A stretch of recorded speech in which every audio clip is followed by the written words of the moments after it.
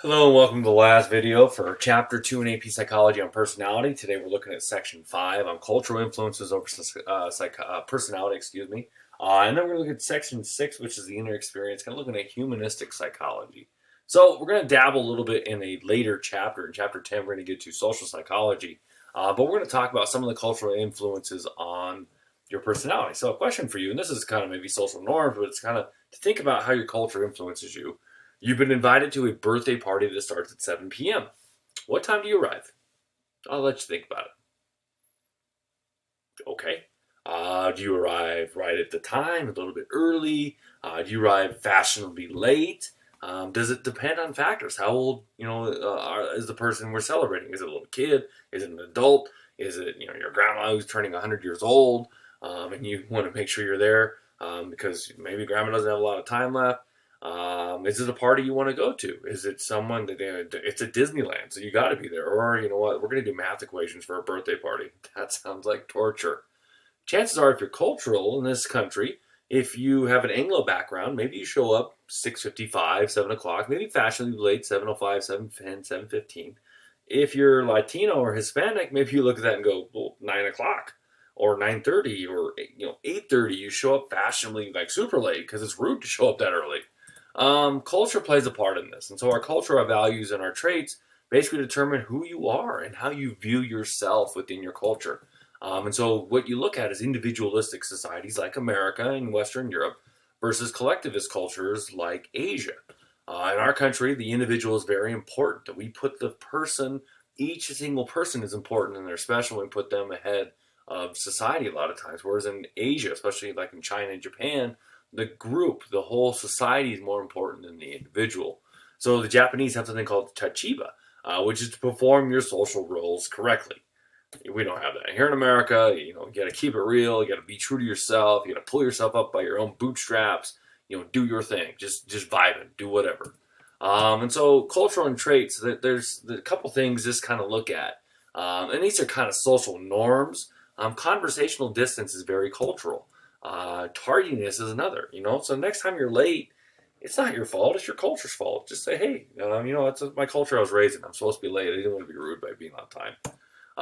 They did studies on culture and testosterone. Do rates of male aggressiveness vary across cultures in history? In cultures of honor, in places like the South that had the old guard and the antebellum with the gentlemen and their valor and their cavaliers, and then the West, the old West, where you hang them high and we take the law into our own hands. They have lasting legacies into the present day. They found that regions with the highest concentrations of slaves in the past had the lowest white homicide rates today. I'm not sure what that means, to be honest. I mean, remember, correlation doesn't always mean causation. Homicide rates were higher in ranching areas versus farming. I've read about studies that showed that Native American tribes that were more into farming versus ranching or killing animals or hunting were less violent. Who knows? Is it true? Is it not? I did like the hallway study where they had people from the South and people from the North, and they put them in a hallway, and they had a person purposely bump into them and kind of, cause a little bit of a ruckus, and then call them a slur. They used, when I was a kid, you could say bad words like this because this was a-hole. They would call him that, and then they would measure their cortisol levels and their testosterone levels. And what they found is places of Southerners who had a culture of honor, their cortisol levels, which were higher to start, really shot up because they had to do something about it. Compared to Northerners went down. Maybe it's a term of endearment in the Northeast, like, hey, a-hole, like, oh, we're friends, yay. And then testosterone levels went up for Southerners quite a bit more than Northerners from that. And so kind of something to think about. Here's a little video from Seinfeld about close talking. Pretty funny.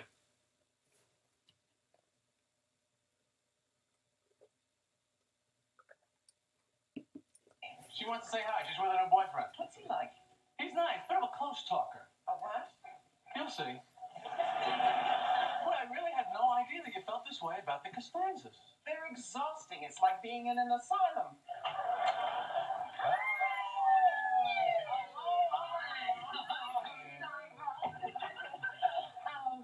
This is Erin. Hello, Aaron. Hello, Aaron. So how long are you folks in town? 3 more days. 3 more days, and then we're off to group. I love France. I was just there last year. In fact, I still have an envelope full of French francs. I'll give them to you. Oh, we can't take money. Oh, no, it's a gift from us. Oh, that is so nice, Aaron. Isn't he nice? So maybe they're changing distance because of coronavirus and all that. So this is where it gets tricky. Where do we draw the line based on cultural influences and stereotypes? On the first slide, I gave you a stereotype about Latinos and Hispanics being late. That's a stereotype. There are exceptions to everything. There are many, many Latino families that are on time. They're very punctual. And there's very, very many Anglo families, as you know, you students that show up late to class. You guys are late. And so it's very difficult. So when we look at cultures and we look at things that are trends that influence personality, we also have to remember that there's always individuals. The study of culture does not assume all individuals are the same. There are regional variations, and stereotypes are awesome. In this picture here, only one of those people are a convicted felon. And if you're thinking it's Snoop Dogg, it's not. It's Martha Stewart over here because she did insider training and she served hard time. So we'll come back to more cultural views and influences when we do social psychology. So let's look at humanistic psychology, the inner experience. Remember our little mnemonics? We talk to our little finger, kind of like Stuart Smalley from Silent Night Live, and you're good enough and you're smart enough, and gosh darn it, people like you, and you can do anything if you grow up. You could be the pointer finger. Yay, you can do it. So the humanistic approaches. Humanistic psychology is the approach that emphasizes personal growth, resilience, and the achievement of the human potential. It's really the power of positive thinking is positive psychology.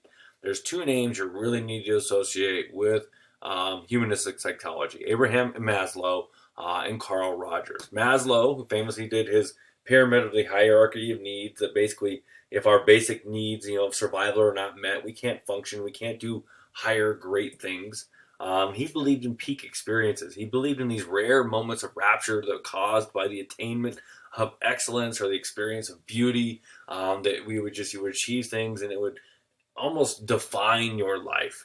It makes me think of this video from like 10, 12 years ago about this hippie in California who saw a double rainbow, and it was so amazing. He's like, whoa, he's obviously on some chemicals. Wow, double rainbow all the way across the sky. And the guy actually starts crying in the video, and then they made a song out of it because that's what the internet does. It's what you want to achieve, according to Maslow, is self-actualization, where you strive for a life that is meaningful, it's challenging, it's satisfying, you're working for the betterment of others and for the betterment of society. If you want to do those things, there's so many jobs you can do. You could be a firefighter, you could be a police officer, you could be a nurse, a doctor, you could be, a child care worker, or you could be a teacher, because teaching is meaningful, it's challenging and satisfying when you do your work. So others, Carl Rogers, like I said, he believed in unconditional positive regard, which is love and support given to another person with no conditions attached. What do you think about your loved ones, your friends, your teachers, your relatives? Do they love you unconditionally? Could you do something horrible and they still love you? Chances are most of them no. Most of them would be conditioned. Conditional positive regard, which means there's some attachments, there's some rules. Love and support we get from others have strings attached. That is, to get these positive messages, you have to satisfy certain conditions or cost. Like, you scratch my back, I scratch yours. Probably the only unconditional positive regard you get is from your parents, because parents are pre-wired and we have chemicals that kind of help us with that. But even then, maybe, if you went on a murder spree and killed like 20 people, maybe your parents might not love you as much. I don't know. Hopefully they do. Hopefully you can find someone that you can share your life with, a partner, and that shows you unconditional positive regard. Even if you let yourself go and you wearing sweatpants for months because you've been in quarantine, you didn't shave for 5 months or cut your hair, hopefully your loved one still loves you. Rollo May, another name you might want to link into humanistic, not as important as Rogers or Maslow, shared with the humanists the belief of free will and freedom and choice, but also emphasizes loneliness, anxiety, and alienation. So maybe that speaks more to Gen Z. Nah, that's more of an ageism there. Oh, I did stereotypes, I'm sorry. Talked about existentialism, the search for the meaning of life, the need to confront death, why are we here? This is more philosophical. We're talking literary here. It's almost like Ralph Waldo Emerson. And there's a necessity to take responsibility for your own actions, which that's probably a good idea for a lot of people. We love to blame others. We love to deflect and rationalize why things didn't work. So if we evaluate the humanist approach, most of these assumptions are untestable. It's really difficult to get to some of these things. It's hard to define, to operationalize how much a positive attitude can really change and help you achieve. Unconditional positive regard kind of seems like you're a pushover. Seems like a unwillingness to say no, and people can use you and abuse you if you don't sometimes take care of yourself first. Even though our society is very selfish, people can sense when they can walk all over other people. Humanists have added balance to psychology, though. Instead of just being all about the id and sex and murder and chemicals in your brain and DNA, this is a positive outlook. It kind of makes you feel good, makes you smile, which is positive psychology. And there's benefits of hope and humor have been discovered by stress research. That humor, laughter is a good medicine. It's not the best medicine. Doesn't cure cancer. Doesn't cure coronavirus, but it can help. It can help. And actually, in terms of chemicals, you can fake it till you make it. If you smile, even if it's fake, the muscles in your face signal to the brain we're smiling, and small amounts of the chemicals that make you feel better are released, and you will feel better. So fake it. If you're having a bad day, put a smile on your face, turn that frown upside down, and you'll feel better. I hope you enjoyed this. If you have any questions, let me know. Smash that like button. Here, this is for you, just to make you laugh.